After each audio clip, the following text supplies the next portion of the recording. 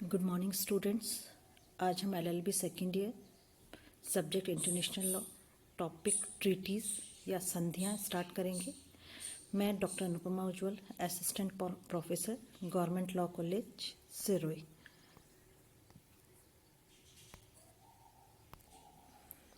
इससे पहले हमने इंटरनेशनल लॉ में कई टॉपिक्स कर लिए हैं। उसमें अंतर्राष्ट्रीय विधि के लास्ट टॉपिक हमने किया था सोर्सेस ऑफ इंटरनेशनल लॉ। आज हम नया टॉपिक स्टार्ट करेंगे ट्रीटीज़। अगर ट्रीटीज़ की डेफिनेशन देखी जाए तो वियना कन्वेंशन के आर्टिकल 2 में 1969 में इसको डिफाइन किया गया है। According to the article 2 of Vienna convention 1962,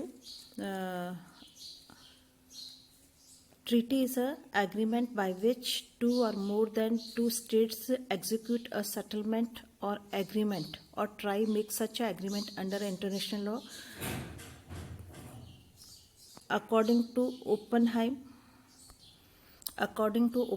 international treaties are such agreement between states which are of the nature of contract which give rise to legal rights and liabilities.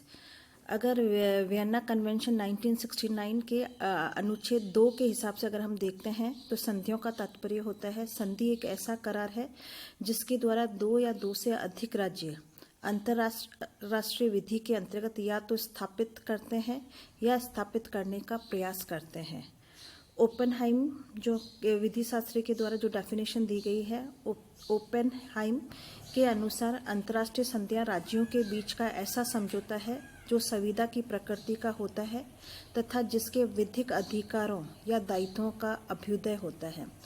तो हमने जो Oppenheim की जो definition दी है, इसके हिसाब से अगर हम देखें तो हम देखते हैं कि संधियां जो है नॉर्मली दो या दो से अधिक राज्यों के मध्य संपन्न की जाती है और इसको संपन्न जब किया जाता है तो ऐसी स्थिति में उन राज्यों के विधिक अधिकार व उनके बीच में दायित्व उत्पन्न होते हैं। और इसकी जो कंपैरिजन जो किया गया है या इसको जो सम्मान माना गया है वह सामान्य तौर पर यह माना जाता है कि ये जो समझौता है ये नॉर्मली जैसे कॉन्ट्रैक्ट होता है संविदा की प्रकृति का माना जाता है। अब आगे हम देखेंगे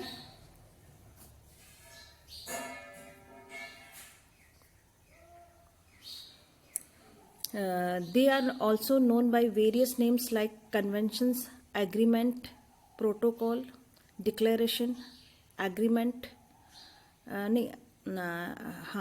agreement, accord, contract code, instrument and memories extra.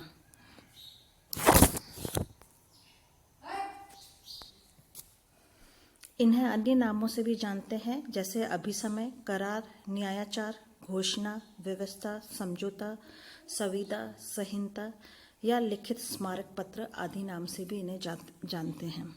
अगर हम देखते हैं कि अंतर्राष्ट्रीय विधि को कई भागों में क्लासिफाइड किया गया है, उसमें से famous jurist MC Nair classified treaties as first है treaties having the character of conveyance, treaty contract, law making treaties, other treaties like treaties of universal postal union।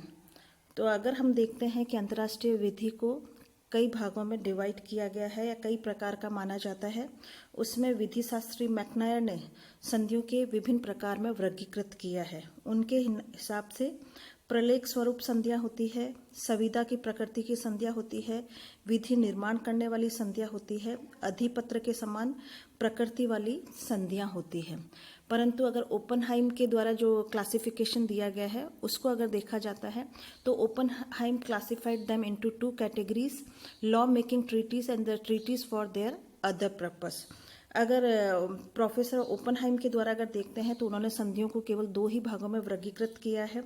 उनके हिसाब से पहला जो है विधि निर्माण करने वाली संधियां हैं और दूसरा किसी उद्देश्य के लिए भी संधि की जा सकती है। तो ओपेनहाइम ने जो उसको क्लासिफिकेशन किया है उसमें फर्स्ट ये कहा है कि संधियां या तो लॉ दो राज्यों के मध्य किसी भी प्रकार के विधि का निर्माण करने से संबंधित जो भी संधियां की जाती है उन्हें लॉ मेकिंग ट्रीटीज के हिसाब से माने जाते हैं और उसके अलावा किसी अन्य पर्पस के लिए चाहे वो कॉन्ट्रैक्ट के लिए है या अदर कोई भी विषय हो सकता है, उसके लिए अगर कोई भी ट्रीटीज़ की जाती है तो the treaties for their other purpose कहा जाएगा। अब ट्रीटीज़ का निर्माण कैसे होता है, फॉर्मेशन ऑफ द ट्रीटीज़ कैसे होता है, वह हम देखेंगे। Following are the main steps in the formation of the treaties. First आपका जो है according of person on behalf of contracting parties. सबसे पहला जो है संधियों का निर्माण करने के लिए यह माना जाता है कि किसी भी संधि द्वारा उत्तरदायित्व उत्पन्न होने के लिए निम्नलिखित हस्तांतरण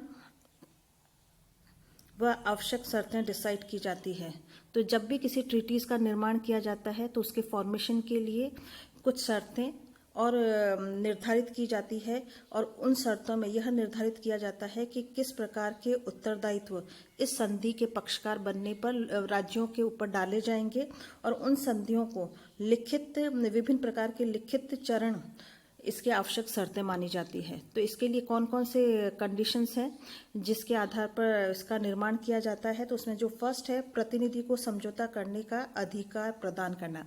तो सबसे पहला यह स्टेप होता है कि सबसे पहले जो भी राज्य किसी भी प्रकार की ट्रीटी का फॉर्मेशन करना चाहता है या उसका पक्षकार बनना चाहता है, तो ऐसी स्थिति में उसके राज्य के शासक या उनकी सरकार के द्वारा अपनी बिहाफ पर किसी भी व्यक्ति को या प्रतिनिधि को उस समझौते को उत्पन्न करने के लिए या उस समझौते पर वार्ता करने के लिए अधिकार प्रदान करता है, और वो उस राज्य सरकार की तरफ से या शासक की तरफ से उस संधि का प्रतिनिधित्व करने का अधिकारी होता है।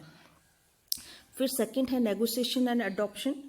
उसके बाद है समझौता या वार्ता करना। तो सामान्य तौर पर जब भी किसी दो या दो से अधिक राज्यों के बीच में संधि का निर्माण किया जाता है तो निर्माण एक ही दिन में नहीं हो जाता है। उसके लिए उन राज्यों के मध्य कई वार्ताओं के दौर होते हैं, उनके बीच में क्या क्या टर्म्स होगी, क्या क्या कंडीशंस होगी, किस प्रकार से इस संधि को मानने के लिए पक्षकार किस प्रकार से मानेंगे, इस संधि के अंतर्गत उनके क्या अधिकार होंगे, उनके क्या उत्तरदायित्व होंगे, इन सबको निर्धारित करने के लिए राज्यों के मध्य कई प्रकार की वार्ताएं होती है, समझौता होता है। उसी के पश्चात संधि को अपनाने से संबंधित निर्णय किया जाता है जब सभी राज्य इस बात से सहमत हो जाते हैं। थर्ड स्टेप जो है वो है सिग्नेचर, हस्ताक्षर। जब वार्ता और समझौता लास्ट में सभी राज्यों के मध्य संपन्न हो जाता है तो उसके पश्चात प्रतिनिधि के द्वारा या जितने भी राज्यों के प्रतिनिधि हैं जो उस वार्ता में या समझौते में पार्टिसिपेट कर रहे हैं वो उस संधि के फॉर्मेट पर सिग्नेचर करते हैं। जब प्रतिनिधि के द्वारा सिग्नेचर कर दिया जाता है तो फोर्थ स्टेप होता है रेटिफिकेशन या अनुसमर्थन। केवल प्रतिनिधि के द्वारा सिग्नेचर करने से ही संधि कंप्लीट नहीं हो जाती है। उसके बाद जिस राज्य के प्रतिनिधि ने उस वार्ता में या संधि के निर्माण में या फॉर्मेशन में जो पार्टिसिपेट किया है उस राज्य सरकार के द्वारा या राज्य के शासक के द्वारा उसे रेटिफिकेशन किया जाता है, उसका अनुसमर्थन किया जाता है। और जब सरकार के द्वारा या शासक के द्वारा उसका रेटिफिकेशन कर दिया जाता है तो ऐसी स्थिति में संधि जो है पूर्ण हो जाती है और दोनों राज्यों के या दो से अधिक राज्यों के बीच में वह संधि निर्मित हो जाती है।